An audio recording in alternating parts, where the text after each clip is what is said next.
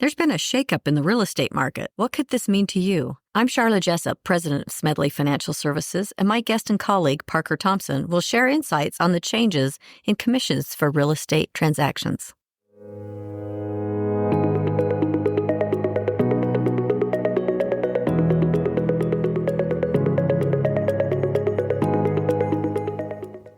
Welcome to the SFS Power Up Wealth podcast, where we provide impactful insight and expert opinions on timeless financial principles and timely investment topics, preparing you to make smarter decisions with your money.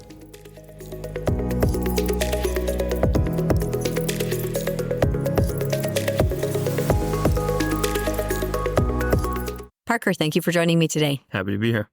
Parker is a wealth management advisor on the Smedley Financial team, and he holds a certified financial planning designation. Parker, give us some background on the changes that have occurred in the real estate market.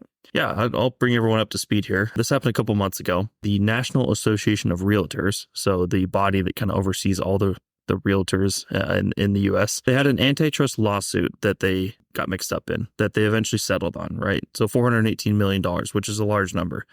It's not so much the number of the settlement, but it's more the changes that are going to take place that come with this settlement. The grand federal jury found that this National Association of Realtors had been, quote unquote, conspiring or trying to influence and inflate real estate agents' commissions on buying and selling homes. And so essentially, for those who are not familiar, with the National Association of Realtors, they have a service called the MLS, which you may have heard if you've bought or sold a home. This multiple listing services is where typically you would go and look for the home or see the listing. And that's where they would start to put on the commission rates, what you can expect to pay for that house to the seller, right, to the selling agent. They were finding that these listings were not advertised as negotiable. The commission rates were not advertised as negotiable, and they were always demanded of the seller. And so this settlement is changing a few of those things. That's good. So what does it mean to people who are looking to buy a home?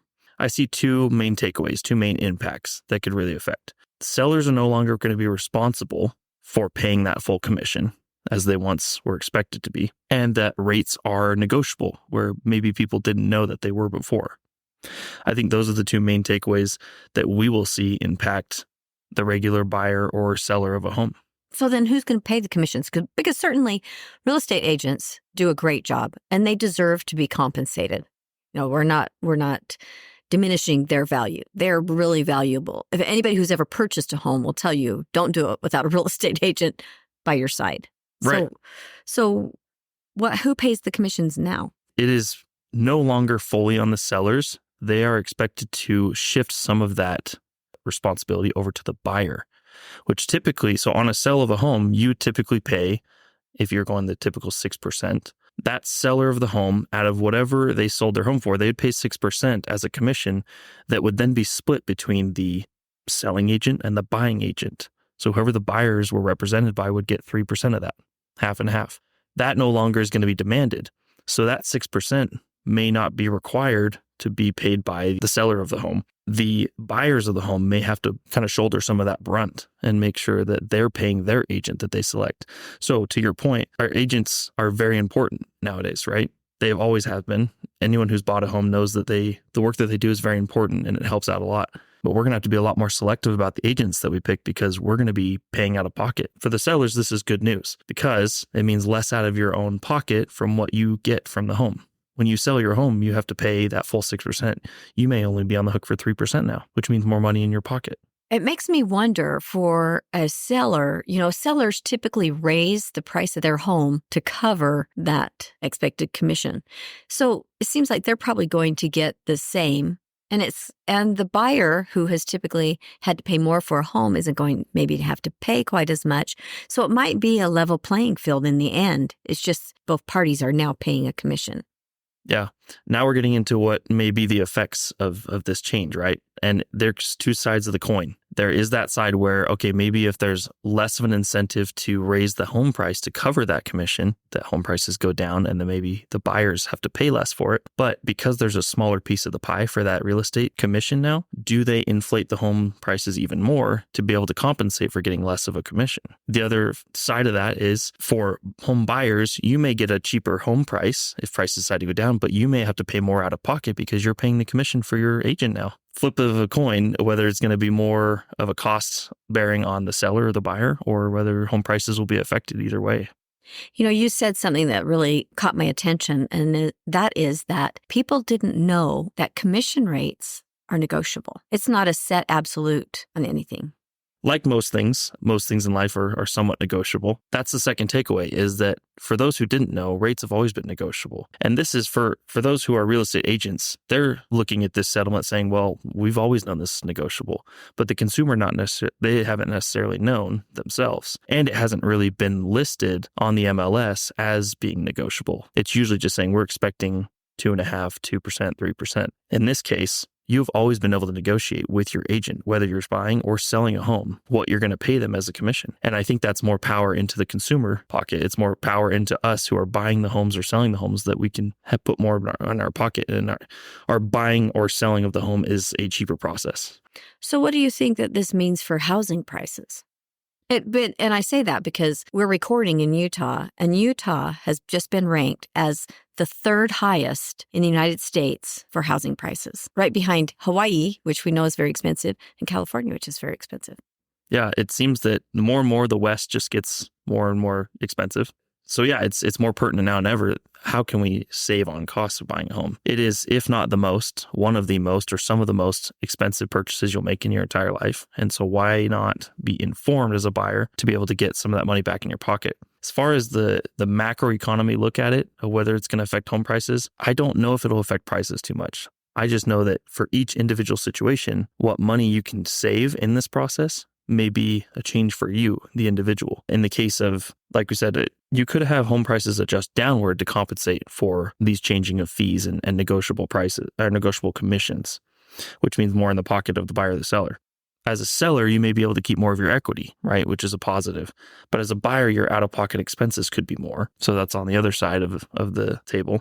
You could also have home prices rise to compensate for lower commissions. If rates are negotiable, and people have typically got 6% split two ways, so 3% for both agents. If they realize all of a sudden that my clients that I'm working with are only asking me to do 1 or 2%, they're going to try and get the high price out of the home sale or the home buy to be able to compensate for the lost commission that they used to have. So your guess is as good as mine, whether it's going to affect the entire economy or the prices of the house, one way or the other. There's so many things that are impacting housing right now. Interest rates on top of that. Yeah. And this is one more shift in the direction of the shrinking of fees. We've seen it in our industry. We've seen it with the mutual funds that have gone to no load or no fee funds, the ETFs that are low cost, no commission trades for stocks. I think the way of the world is going towards less fees or at least negotiable fees that kind of benefit the consumer more. And this is one of those moves in that direction. And transparency. I think transparency is very important. That's been big in our industry. And also we're fiduciaries. So transparency is a big thing for us so that everybody knows exactly what's being paid and who's benefiting from what they're paying. Right. And that's the bottom line of this settlement. It wasn't that there was some smoke and mirror behind, the National Association of Realtors way that they posted on MLS. It was just that we needed to know as consumers that things were negotiable and that it wasn't always going to be brunt of the commission was not always going to be borne by the selling consumer. It was going to be both ways. One of my key takeaways is that be very selective in the agent that you use. It's my opinion that you should use one, but make sure that you're choosing the right one and that they're worth what you're paying them. I agree with that. It's my opinion. You should use one as well. Yeah. Parker, thank you for joining us today. Yeah, thank you, Sharla.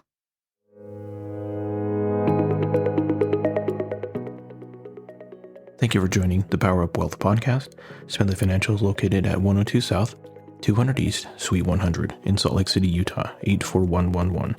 Call us today at 800-748-4788.